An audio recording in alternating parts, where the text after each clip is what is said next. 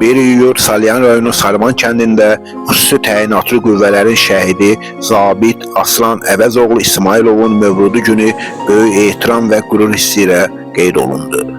Vətənimizin azadlığı və ərazinin bütövlüyü uğrunda canlarından keçən bütün şəhidlərimizin əziz xatirəsi bir dəqiqəlik sükutla yad edildi.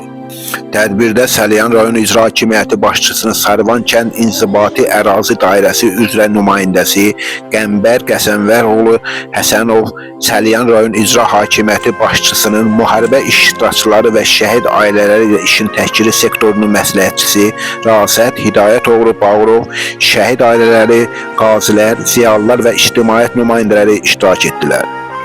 Tədbirin ən yadda qalan məqamlarından biri Azərbaycan sevilən ifaçılarından Zəminə Duyğunun ifasında səslənən sözləri və musiqisi şairə və yazıcı Sevda İbrahimliyə məxsus olan Əbədiyyət üfüqündə parlayan zərrə mahnısı oldu.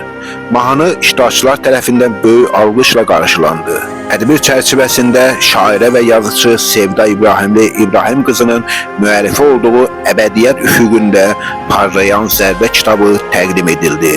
Bu nümunəvi tədbirin ərsəyə gəlməsində əməyi olan İsfəndiyar Həsənov adına Sarvan kənd tam orta ümumi təhsil məktəbinin direktoru Nazənin Vaqif qızı İsmayılovaya, məktəbdən kənar və sinifdən xaric işlər üzrə təşkilatçı Pərvanə Cahangir qızı Mehdiyevaya, Aslan İsmayılov adına 7A sinifinin rəhbəri Şəfa Şahəddin qızı Əzzovaya, tədbirin aparıcısı Zəhra Həsənliyə, Sarvan kənd icra nümayəndəliyinə, kənd axunduna və bütün təşkilatçılara dərin minnətdarlığımızı bildiririk.